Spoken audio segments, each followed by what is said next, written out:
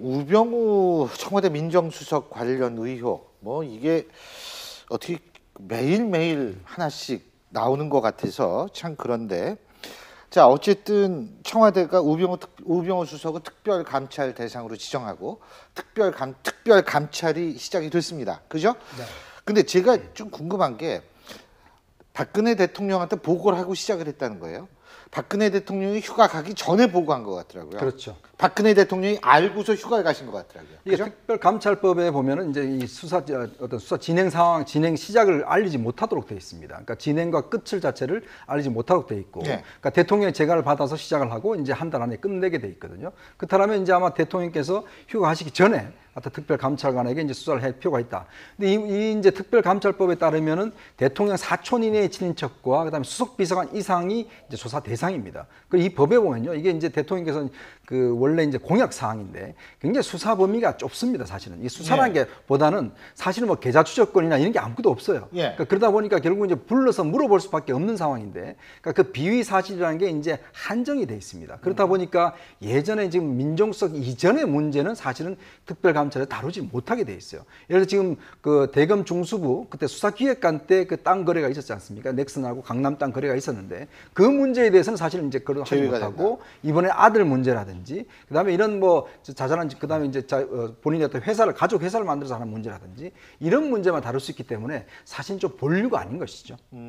근데요. 네. 이 특별감찰이라는 게 착수를 했다라는 건 나름대로 또 상징적인 의미는 있을 수 있지 않을까요? 그렇죠. 그러니까 이제 정치적으로 좀 해석을 하자면 이것이 박근혜 대통령이 어찌됐건 이 특별감찰에 들어갔다라고 하는 모양새를 취함으로 해서 우병우 수석이 알아서 스스로 자진 사퇴해 주기를 바라는 그런 마음에서 이게 시작이 된 건지, 또는 그 반대로, 그러니까 지금 국회 쪽에서는 뭐 특검 얘기가 계속 나오지 않습니까? 그러니까 지금 뭐 검찰에서 뭐 여러 가지 수사를 한다고 하는데 자체적으로 이걸 제대로 해낼 수 있겠느냐. 그래서 그 특검 얘기가 나오기 때문에 그것을 피해가기 위한, 그래서 이 특별감찰을 통해서 오히려 면죄부를 주기 위한 행보냐. 이제 그 두 가지 해석이 가능하고 또 이제 그런 식으로 이제 해석들이 나오는데요. 그런데 저는 어찌됐건 그 박근혜 대통령이 특별감찰을 지시했다라고 하는 대목에서 본인도 약간의 의구심은 좀 갖기 시작한 거 아닌가. 그러니까 이게 지금 전적으로 신뢰를 했으나 언론 보도 나오는 것을 보면 사실 좀 팩트들이 많이 지금 보도가 되고 있잖아요. 빼도 박도 못할 팩트들이 있고, 이게 뭐 누가 보더라도 이게 명백한 그 문제가 있는 것은 분명하기 때문에 고위공직자로서, 그래서 약간의 의구심은 이제 갖기 시작했다. 아직까지 뭐 이렇게 사퇴시키거나 이런 정도까지는 아니지만 그 사전에 필요한 기초 자료 조사에는 착수했다라고 하는 점을 우리가 좀 눈여겨볼 필요는 있다, 이렇게 생각을 합니다. 근데 이제 오늘 제기된 게 크게 두 가지예요. 하나는 그 문화일보 쪽에서 이제 제기했던 의혹이 이제 그 휴가 일수에 관한 거고, 또 하나는 뭐냐면 아침에 동아일보에서 이제 단독으로 제기했던 의문이 우병우 민정수석의 아들이 예전엔 그 의경 2개월 반 만에 사실상의 전출이 됐다. 이게 어떻게 된 일이냐. 이거 가지고 지금 문제가 됐는데 이번에는 국회에서 인턴을 했는데 그게 또 뭐 이 공채 통해서 들어간 게 아니다, 이런 얘기더라고요. 그렇죠. 제가 추정을 해보면 원래 이제 이 아들이 지금 미국 대학에서 공부를 하고 있었습니다. 그러던 상황에서 이제 국내에 나왔는데, 사실 미국 대학 같은 경우는 인턴십을 뭐 의무적으로 해야 되는 경우가 있어요. 제 지인들도 보면 이제 미국 대학 공부하다가 와서 국내 인턴십을 하는데 가장 좋은 곳이 바로 국회입니다. 그러니까 국회에서 이제 입법 어떤 인턴을 할 경우에 유급 인턴을 할 경우는 1년에 1,700만 원의 월급을 받습니다. 대신 또 무급을 할 경우는 그냥 뭐 차비라든지 식사비 정도만 나오고, 문제는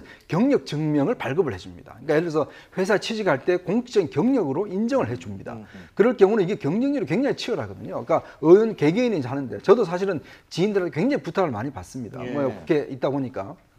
근데 이제 이거는 보통 사실은 백 갖고는 안 됩니다. 그러니까 더군다나 유기준 의원이 당시에 외교통상위원장 출신이었거든요. 그런 상황에서 어떤 이 인턴을 했다는 것은 그것도 공고도 안 냈어요. 그냥 아름아름 보좌관들에 따르면 그냥 영감이 데리고 왔다라고 이야기하는 거 보면 뭔가 유기준 의원이 개인적인 어떤 인맥을 통해서 채용을 한 것이 아닌가. 그렇게 추정할 수밖에 없죠. 기억이 안 난다는 거죠. 아니 근데 이게 말이죠. 그러니까 이 무슨 대한민국이 무슨 우연공화국도 아니고, 그러니까 이 우병우 수석 관련한 의혹들은 대부분 다 그냥 우연히 그래서 결과적으로 굉장히 본인이 혜택을 보게 된 이런 경우잖아요. 예를 들어 이게 지금 아들 그 사실은 그 의견 가가지고 참 우연히 운전병으로 차출이 되고 또 운전병으로 차출한 그분은 또 우연히 또 승진을 하고 근데 그 패턴하고 똑같잖아요. 그죠? 그 아들을 유기준 의원 그 수많은 국회의원 중에서 그 유기준 의원실에 마침 또 어떻게 우연히 인턴으로 들어갔고 또 우연히 그 뒤에 그 직후에 유기준 의원은 또 장관이 됐고 그 장관이 되는 거 검증을 또 우연히 우병우 수석이 했고 근데 이게 우병우 납득이 수석이 되냐는 이제 거죠. 그 유 의원에 대한 인사 검증은 우 수석이 민정수석 되기 전에 끝났다.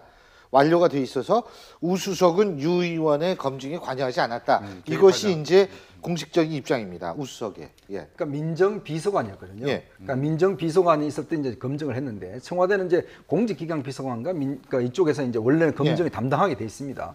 근데 제가 취재한 바에 따르면 당시에 워낙 우병우 수석이 신뢰를 받고 있어서 사실 그때 당시에 장관들 주요 검증을 우 수석한테 맡겼다는 이야기가 있어요. 그러니까 이것도 보니 뭐 물론 본인의 개선 선상은 아니지만 예. 당시에 보면 공직기강 비서관이 좀 소외가 되고 오히려 우 비서관이 주도 이제 장관들에 대한 검증을 했다는 이야기 있기 때문에 이것도 좀 한번 검증을 해봐야 되는 문제입니다. 그것도 이제 감찰 특별 그렇죠. 감찰 대상이 예. 될 수 있는 거 아니겠어요? 당연히요. 그건? 당연히 그렇죠. 예. 근데 어쨌든 제가 볼 때에는 굉장히 많은 의혹이 그래서 제가 우병우 수석이라면 새벽이 되는 게 두려울 것 같아요. 이거 아침에 조간신문에 또 뭐가 나올지 모르는 거니까. 그러니까 이런 아니 본인은 다 알고 있겠죠. 그러니까 뭐 여러 가지 터질 것들이 있는데 이 가운데 과연 몇 개나 터질까? 그러고서 이제 세보고 있겠죠. 글쎄 뭐 어떻게 될지 모르겠습니다만 글쎄요 참 이걸 보면서 여러 가지로 이것도 개운치 못한 거는 사실인 것 같습니다.